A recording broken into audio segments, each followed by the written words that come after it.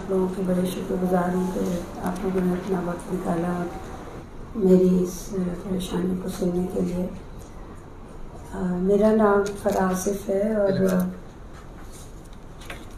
इससे पहले भी मैं एक दफ़ा यहाँ पर आ चुकी हूँ, लेकिन उस वक़्त जो है वो मुझ पर बहुत ज़्यादा बड़ा जुल्म हुआ था और मैं बिल्कुल भी सेंसेस में नहीं थी और ना ही मुझे कोई इतनी कवरेज दी गई, इसलिए कि मैं जिस इंसान ने मेरे साथ ये किया है वो पाकिस्तान का बहुत बड़ा नाम है और उसके ख़िलाफ़ जो है वो प्रेस कॉन्फ्रेंस करना वो बहुत मुश्किल बात थी। अभी ये है कि पिछली प्रेस कॉन्फ्रेंस का आपको मैं ये बता दूं कि मेरी एक जीटी रोड पे एक प्लॉट है, कमर्शियल कीमती प्लॉट है जो शेख जाकिर हुसैन के नाम पे है और उनसे मैंने ख़रीदा। 2012 में ये डील हुई और उसके तमाम सबूत एंड जो पोजेसन हैंडओवर होने के तमाम सबूत जो है हमारे पास मौजूद हैं। क्योंकि प्लॉट जो है वो बहुत कीमती और प्राइम लोकेशन पे और उसका फ्रंट 325 स्क्वायर फुट है और ये बिल्कुल बहरिया के गेट के करीब और NLC के दरमियान जो वो है वो बनता है एरिया। मैंने प्लॉट जब लिया तो मुझे जब हैंडओवर हुआ तो मैंने उसके फ्रंट की दीवार जो है वो बना ली और बैक पे ये प्लॉट जो है वो बाकी प्लॉटों से तकरीबन 4 फुट की ऊंचाई पे था, तो हमने उसकी वहाँ की दीवार पीछे से बना ली।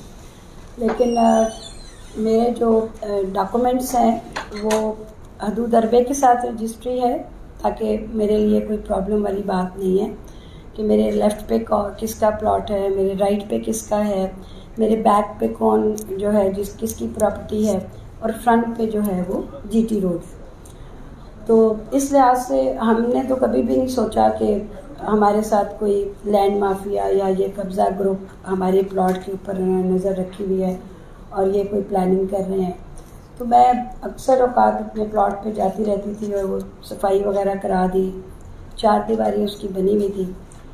साथ कोई भैंसों वाला एक बंदा था जिससे कभी कभी हमारी इस्लाम दुआ हो जाती थी, तो वो अक्सर अपनी एक आध भैंस जो है वो मेरे प्लॉट पे वो बांध देता था और वो जगह भी उसने वो थोड़ी सी तोड़ दी थी। तो मेरी उससे अक्सर बात होती थी कि भाई साहब ऐसा ना करें, ठीक है, आप मेरे प्लॉट के ऊपर ये भैंस वगैरह ना बांधा करें। बाजी जी थोड़ी देर के लिए मैं भैंसों को बांध देता हूँ, 1-2 घंटे के लिए, आपका क्या जाता है? तो आपका प्लॉट तो खाली पड़ा हुआ है ना, हमने कुछ उस पर कुछ बनाया तो नहीं। लेकिन ये चीज़ उनकी शुरुआत थी उस चीज़ को करने के लिए। तो मैंने जब ये देखा तो मैंने फिर जो है जाकिर साहब को भी कहा, तो फिर जाकिर साहब ने यही कहा कि मैं फ़ौरन आके प्लॉट जो है वो तुम्हारे नाम पे ट्रांसफ़र कर देता हूँ, क्योंकि प्लॉट जो है वो मैं ख़रीद चुकी थी लेकिन मैंने ट्रांसफ़र नहीं ली थी सिर्फ। तो उन्होंने अपने साले के नाम कनाडा से through embassy general power of attorney भेज दी और उन्होंने मुझे उसी वक्त जो है वो स्पेशल पावर ऑफ अटॉर्नी दे दी कि अगर आपको किसी वक्त भी कोई प्रॉब्लम हो तो आप साइनिंग अथॉरिटी हैं। साथ ही हमारे एग्रीमेंट्स वगैरह फुल एंड फाइनल के और कि भाई मैं मालिक हूँ, सारा कुछ वो मेरे पास मौजूद है, ओरिजिनल पेपर्स एवरीथिंग मेरे पास मौजूद है। जब बहरिया टाउन को ये पता चला, या जो भी पीछे कोई और भी 2-3 लोग हैं उनके नाम मैंने लिखे हुए हैं, कोई चौधरी आसिफ है, कोई हाजी अमजद है और जावेद हैं, इन्होंने बहुत दफ़ा मुझसे कांटेक्ट किया और मेरे प्लॉट को बहुत सस्ते दामों पे ख़रीदने की कोशिश की। कभी ये मेरे पास एक एजेंट को भेज देते थे, कभी दूसरे एजेंट को भेज देते थे। तो मैंने फिर इनको इनकार कर दिया और मैंने कहा जी मैंने प्लॉट बेचना ही नहीं है। उसके बाद इन्होंने मुझे अपने घर इनवाइट किया पहली दफ़ा कॉल करके, तो मैंने इनकी शक्ल पहली दफ़ा देखी, कोई चौधरी आसिफ साहब हैं। उन्होंने कहा कि मैडम हम ये प्लॉट जो है वो लेना चाह रहे हैं तो जाकर साहब जो हैं वो तो कनाडा होती हैं, तो प्रॉपर्टी तो जाकर साहब के नाम है, तो आप जो है वो इधर आती हैं, इधर सारी ये काम शुरू करा दिया है, प्लाटिंग हो रही है, तो आप हमें प्लॉट जो है वो बेच दें, हमने ये प्रोजेक्ट करना है। मैंने कहा जी आप मुझे अपना प्लॉट बेच दें, मेरा फ्रंट पे प्लॉट है, आपकी बैक पे ये, मुझे नहीं पता ये आपकी ज़मीन है या किसकी है, तो मुझे ये पता चला है कि जी ये किसी भैंसों वाले की है। तो मैंने उन जहांगीर साहब को एक दफ़ा कॉल भी की कि जी मैं आपकी ज़मीन जो है वो लेना चाह रही हूँ, और उन्होंने मुझे कहा कि जी मैं आपसे मुलाकात करूँगा। इसी तरह आसिफ साहब ने भी मुझे कहा कि जी, मैंने कहा आप मुझे अपनी ज़मीन भेज दें, मैं भी लेना चाह रही हूँ, मैंने यहाँ बड़ा प्रोजेक्ट बनाना है। तो इस तरह 2-3 दफ़ा उन्होंने फिर हमें बुलाया और फिर हमें थोड़ा दबाने की कोशिश की और थ्रेट करने की कोशिश की। रमज़ान में मैंने काम शुरू कराया, उससे पहले जब 2-3 लोगों ने मेरे प्लॉट पे हमला करने की कोशिश की, तो फिर मैंने कोर्ट से रजू किया और मैंने स्टे ऑर्डर ले लिया कि मेरे पोजेशन में कोई और दखल ना दे, मैं ऑल इन ऑल जो है इसकी मालिक हूँ। तो मुझे 18 तारीख को स्टे ऑर्डर दिया गया कि मेरे अलावा उस प्लॉट में कोई एंटर नहीं हो सकता। ठीक है, उसके बाद मैं सीधा थाने गई। थाने में मैंने जाके अपने तमाम मलकियती सबूत एंड स्टे ऑर्डर SHO को दिया, और साथ मैंने एक एप्लीकेशन लिखी कि ये लोग हैं जो मेरे प्लॉट पे कब्ज़ा करने की कोशिश कर रहे हैं। तो उन्होंने कहा जी कोशिश में तो मैं आपकी कोई मदद नहीं कर सकता, लेकिन यह है कि जब वो कब्ज़ा करने आए या कब्ज़ा करने लगेंगे तो मैं आप 15 पे इतला दें तो हम उनके ख़िलाफ़ जो है वो कार्रवाई करेंगे और पर्चा दे देंगे। फिर उसके बाद वो मेरे प्लॉट पे भी आए। नेक्स्ट डे उन्होंने साथ वाले लोगों को तंबीह भी की। उसके बाद उन्होंने मुझे फ़ोन भी किया जो कि भाई मैंने तंबीह कर दी है, अब आपके प्लॉट के ऊपर वो कोई भी भैंस भी नहीं बांधेंगे और कोई आपको तंग भी नहीं करेगा, आप अपने जो मज़दूर हैं उनसे काम करवाती रही। ईद के दूसरे दिन मुझे मज़दूरों ने कॉल की कि मैडम आप प्लॉट पे फ़ौरन आ जाएं, हमें फ़ील हो रहा है कि ये बैरिया टाउन वाले कुछ गाड़ियाँ शाड़ियाँ आ रही हैं और आपके प्लॉट पे कोई कब्ज़ा वगैरह करने के उसमें। तो मैं और मेरे हस्बैंड जो है फ़ौरन प्लॉट पे आ गए। तो प्लॉट पे मैं बैठ गई, मेरे 2 गार्ड होते हैं जो मैंने कंपनी से लिए हुए हैं, वो साथ थे। कोई तकरीबन 5 बज के एग्जैक्ट टाइम लिखा हुआ है। मैंने कॉल की SHO साहब को कि ये मेरे प्लॉट के बाहर जो है कुछ गाड़ियाँ और कुछ लोग जमा हो रहे हैं, तो आप जो है वो फ़ौरन आए और ये देखें कि ये मेरे प्लॉट पे कोई कब्ज़ा वगैरह करने तो नहीं आ रहे। उन्होंने कहा कि मैडम मैं अभी भेज देता हूँ पुलिस को।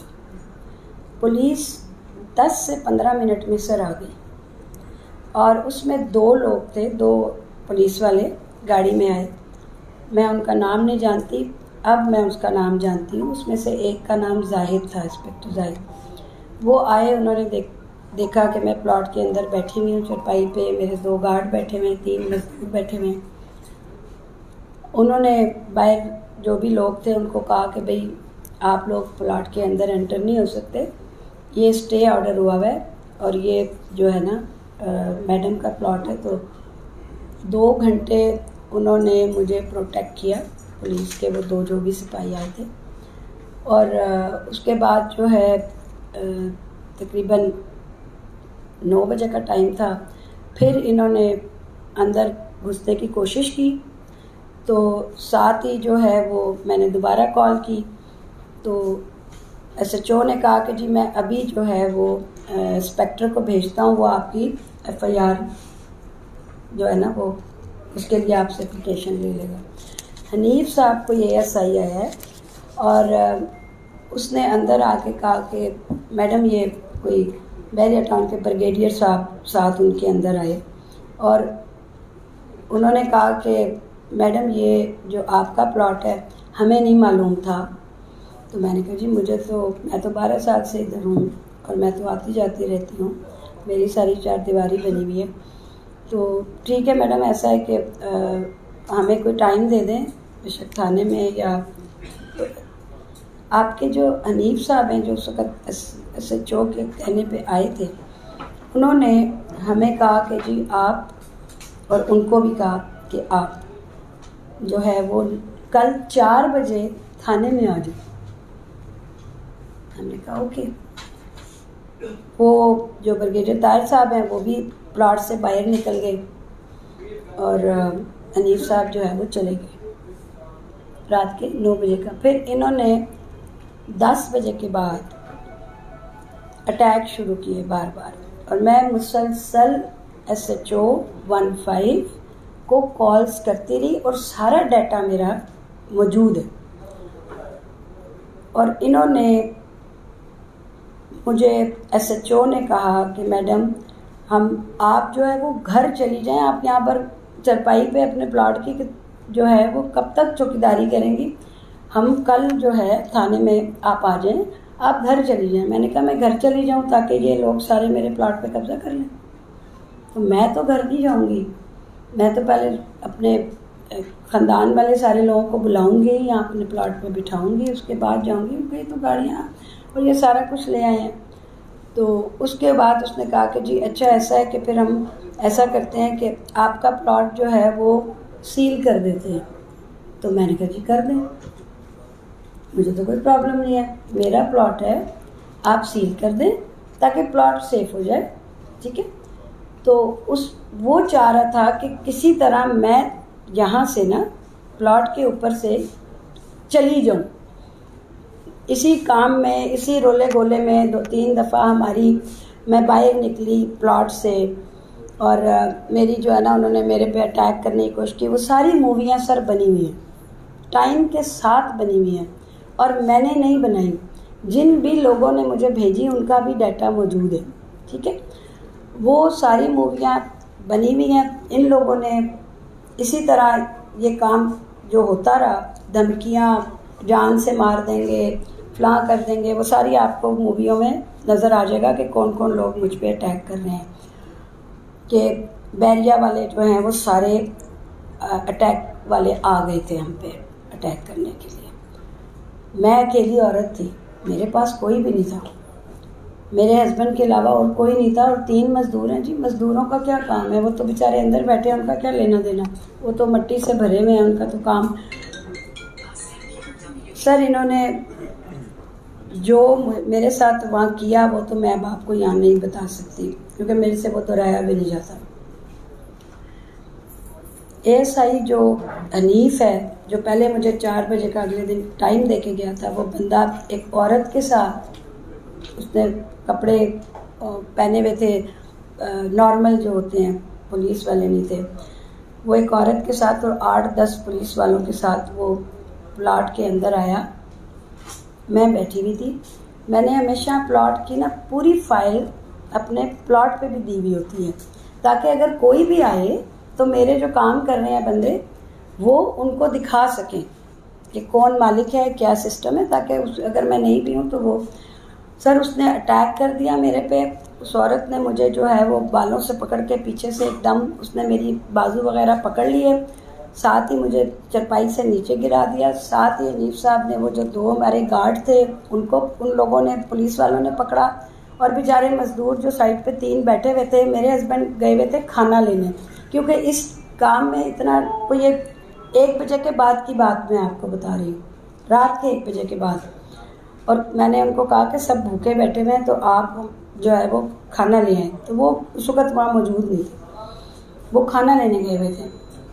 सर इन्होंने मेरी आंखों के सामने तमाम क्रेन्स वालों को और इन लोगों को सारों को, पुलिस ने बैरिया वालों को अंदर घुसाया, ठीक है, और हमें घसीटते हुए, जो इससे पहले मैं आपको मूवी बताऊंगी कि 9:30 बजे जो इन्होंने मेरे कपड़े फाड़े, वो मूवी के अंदर हैं, हमने उसको पॉइंट आउट भी किया हुआ है, जो इन्होंने पहले अटैक किए।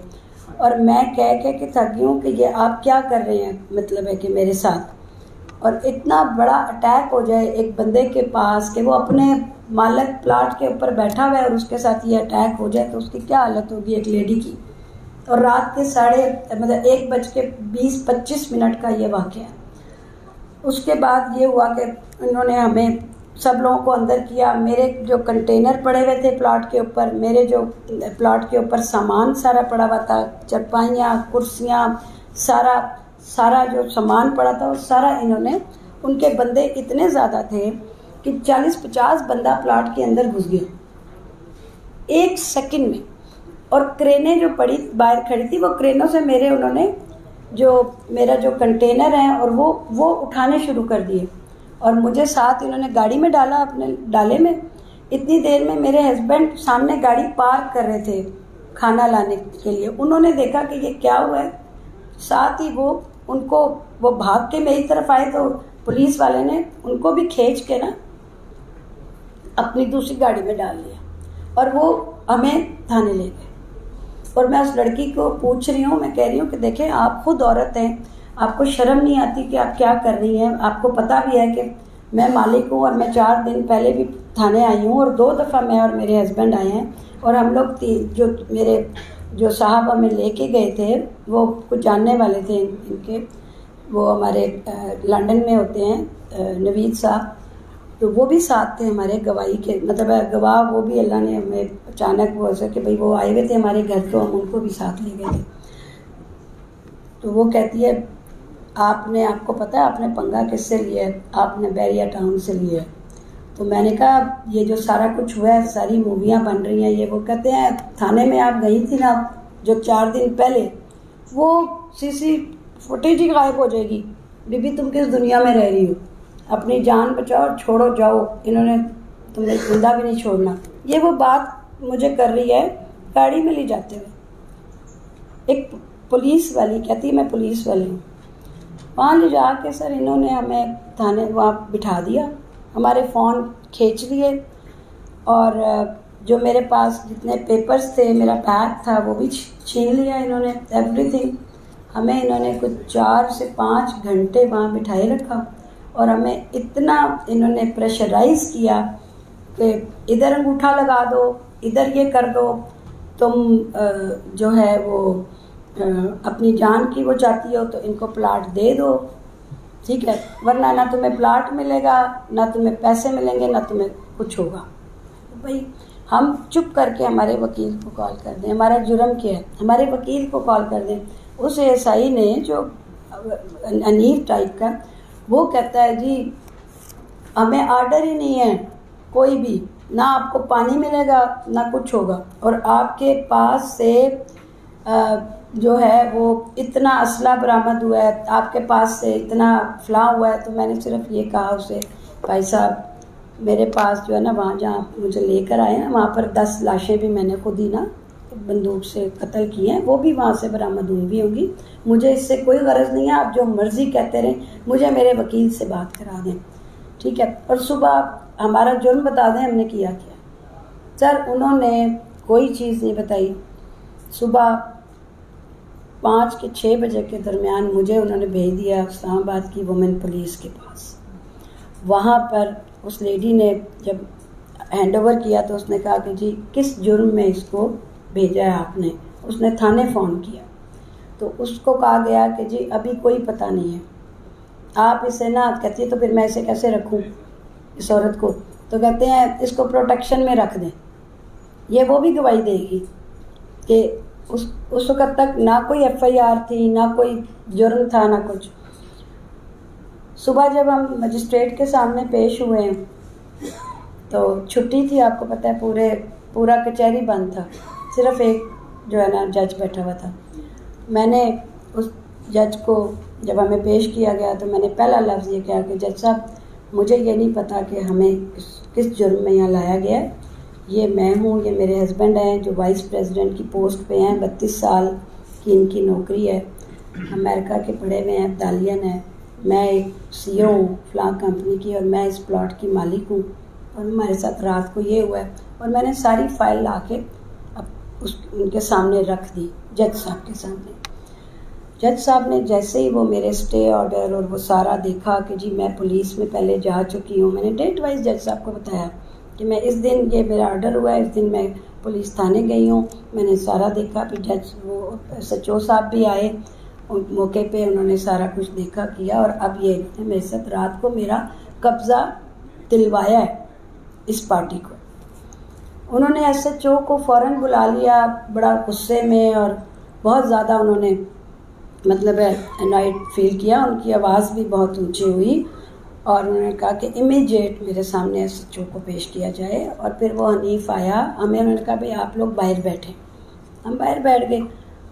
1-1.5 घंटे बाद जो है वो हमें बुलाया गया और ये कहा गया कि जी आप पे कोई इल्ज़ाम नहीं है, कोई एफआईआर नहीं, आप लोग सब अपने घर जाएं, यू आर ऑल डिस्चार्ज। क्योंकि तमाम सबूत, तमाम चीज़ 1-5 मैंने की है। एफआईआर क्या बताई गई वहाँ पर हमें बाद में पता चला कि जी मैंने अपने ही प्लॉट पे मैं कब्ज़ा करने आई हूँ 150 बंदों के साथ, ठीक है। और मैंने जो इनके जो साथ जो भी वो गोबर वाले थे या जो, उनको मैंने गन पॉइंट पे यहाँ रख के लूटा है 5,40,000, और मैंने उनके पता नहीं और क्या क्या लूट लिया, वो सारा कुछ उसमें लिखा हुआ है। मैंने और मेरे हस्बैंड ने, जो इतनी बड़ी पोस्ट पे बैठे हैं, हम करोड़पति लोग, हमने कभी मक्खी नहीं मारी, हमें पता ही नहीं कि ज़िंदगी में ये कैसे होता है क्या नहीं। सर वापस मैं अपने प्लॉट के ऊपर गई हूँ, वहाँ पर गुंडे बैठे हुए, ठीक है, इन्होंने बजरी रेत सारा कुछ जो है ना वहाँ पर उतर रहा था प्लॉट के ऊपर। और मेरे प्लॉट पे उस वक़्त तक आधे कमरे 2 जो है ना वो बनना शुरू हो गए थे, हालांकि मेरा प्लॉट बिल्कुल खाली है। उस वक्त की भी तस्वीरें हैं जब मैं वहाँ बैठी हूँ, उससे 1 दिन पहले की भी पूरी मूवियाँ हैं मेरे प्लॉट की जब मैं बैठी हूँ, ठीक है। उससे 1 महीना पहले की भी हैं, उससे भी 1-2 महीने पहले की भी हैं। ज़ाहिर है जब मैं प्लॉट पे काम शुरू कराती हूँ जाती हूँ तो मैं मूवी बना लेती थी। उसके बाद सर ये हुआ कि ज़ाहिर हम इतने तकलीफ़ में थे, मैं 2-3 दिन 4 दिन बीमार रही बहुत ज़्यादा। उसके बाद इन्होंने देखा कि ये तो हमारे उससे काबू से जो हमने प्लान किया था इसको डराने का और उसका, फिर मुझे 4-6 फ़ोन्स आए जो मेरे पास रिकॉर्ड है, मैंने रिकॉर्डिंग लगा दी अपने फ़ोन पे। उन्होंने कहा कि जी आप जो है वो, इसका पैगाम है आपके लिए, आपको आपके प्लॉट का 1 अरब रुपए देते हैं तो आप बात को ख़त्म करें, ठीक है। मैंने कहा सर ऐसा तो नहीं होगा, प्लॉट तो मेरा है ही, मुझसे कोई नहीं ले सकता, लेकिन जो मेरे साथ हुआ है और जो पुलिस ने किया है सर उसका तो जवाब देना पड़ेगा। तो सर मैंने हिम्मत नहीं आ रही, मैंने प्रेस कॉन्फ्रेंस की यहाँ पर आके और मैंने ये सारी स्टोरी बताई। किसी भी चैनल ने, किसी भी मतलब बड़े चैनल ने, एक चैनल ने सिर्फ मेरी छोटी सी जो है वो चलाई ख़बर, इसके अलावा किसी ने भी नहीं चलाई। इसलिए कि उसमें जो अपोजिट है वो मलक रियाज है, बहरिया टाउन है, ठीक है, माफिया है जो सारे चैनल्स को या सारे पुलिस को या सारे सबको, वज़ीर-ए-आज़म सबको मैनेज करता है। इस दौरान अब 3 महीने में, जब मैं 3 महीने बाद आज आपके सामने बैठी हूँ तो मैं इस सेंस में बैठी हूँ कि मुझे बड़े बड़े लोगों ने बुलाया, उन्होंने मुझे कहा, मैं किसी का नाम नहीं ले रही, उन्होंने मुझे कहा कि बहन आप बहुत सादी और शरीफ लोग हैं, आप मुझे ये बताएं आप इससे कैसे लड़ेंगी, ठीक है।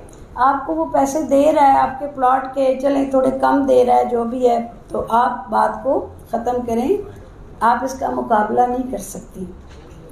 वो थाने ख़रीद लेता है, वो जज ख़रीद लेता है, वो पुलिस ख़रीद लेता है, वो वज़ीर-ए-आज़म ख़रीद लेता है, ये अल्फाज कहेगी। मैंने इनको जवाब दिया, मैंने कहा सर वो सबको ख़रीद लेता है, लेकिन 3 महीने से वो एक मुझ जैसी एक सादा सी और सीधी सी जिसके आसपास कोई नहीं है, मेरी सारी फैमिली बाहर मुल्क में सेटल है सिवाय मेरे कि मैं मोहब्बत में पाकिस्तान की यहाँ रह रही हूँ। मैं कहा मुझे तो नहीं ख़रीद सका, जो बिकता है उसको ख़रीदता है, ना मैं बिकी ना वो मुझे ख़रीद सका है। अगर वो इस जहान में मुझसे जीत जाएगा तो अगले जहान में तो नहीं जीत सकेगा। मैं जाऊंगी, मुझे जहाँ सुप्रीम कोर्ट तक जाना पड़े मैं जाऊंगी। और वही हुआ। देख लें, आज उन्होंने मेरे पे दोबारा उसी वकूए की सेकंड एफआईआर करा दी। एक ही वकूआ जो झूठा बनाया था उसकी दूसरी एफआईआर करा दी। कभी सुप्रीम कोर्ट का ऑर्डर है कि एक वकूए की एक एफआईआर होती है, दो नहीं होती। उस एफआईआर को भी ख़त्म हुआ, वो भी एफआईआर झूठी क्वैश हुई, पहले वाली भी एफआईआर क्वैश हुई।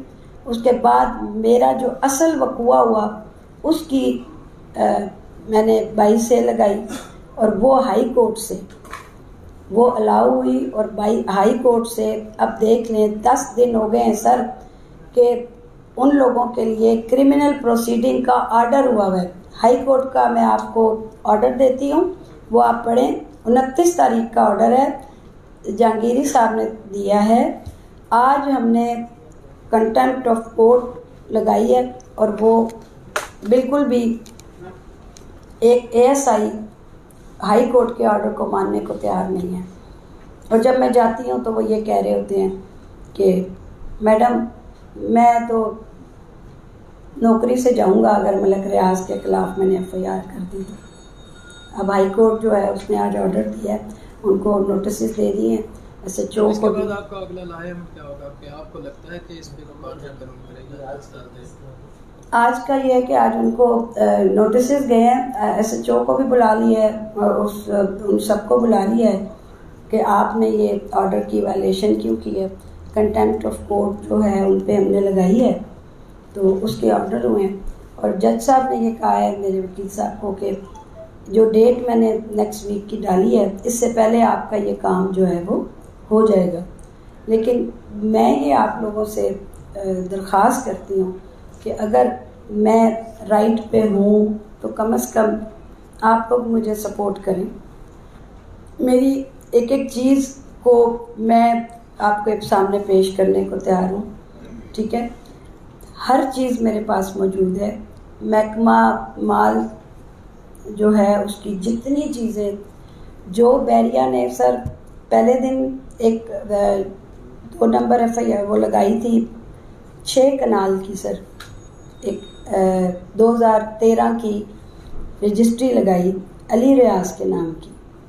जिस दिन मेरे पे ये अटैक किया गया वो अगले दिन चेंज कर दी गई, लेकिन क्योंकि वो जज साहब के सामने मैं खुद पेश हो गई थी तो मैंने उधर ही उसकी कॉपी करा ली थी कि क्या इन्होंने डॉक्यूमेंट्स और क्या। जब हम डिस्चार्ज हो गए थे 2-3 घंटे बाद तो मैंने वहाँ कॉपी करा ली थी तो वो मेरे पास सबूत के तौर पे मौजूद है। उसके बाद इन्होंने एक और कोई पेपर वहाँ पर फाइल के अंदर लगा दिया, वो कोई फ़र्द है कोई पुराना बैरिया का, वो भी उस जगह से ना मैच करता है ना उसका ताल्लुक़ है।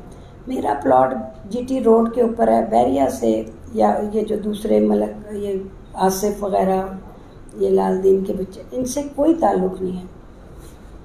हर चीज़ में मुझे थोड़ा सा सपोर्ट जो दिया वो मैं आपको कह दूं, मुझे सपोर्ट दिया चौधरी जहांगीर के भाई हैं, चौधरी जहांजेब चंगजेब नाम है उनका, जो उनके छोटे भाई हैं चौधरी तनवीर के। जब ये हमारे साथ वकूआ हुआ तो उन्होंने कोटा कलां के पटवारी गर्दावर ये तहसीलदार ज़फ़र जो हमारे एरिए का तहसीलदार है उन सब को अपने ड्राइंग रूम में बुला लिया और बुला के जो 50-50 साल से वहाँ पर उस कोटा कलां के वो हैं उनको मेरे पेपर सामने रखे और उनको कहा कि आप बताएं कि ये किसका प्लॉट है। तो उन्होंने पेपर देख के जो महकमा माल के सारे लोग जो ऑन ड्यूटी हैं इस वक्त वो वहाँ बैठे थे, उन्होंने कहा कि जी ये पेपर 1 नंबर है और इसकी मालिका सिर्फ मैडम और जाकर साहब जिनसे मैंने लिया वो हैं और कोई भी मलक रियाज या आसिफ या वो उसका कोई ताल्लुक़ ना इस प्लाट से ना इन पेपरों से।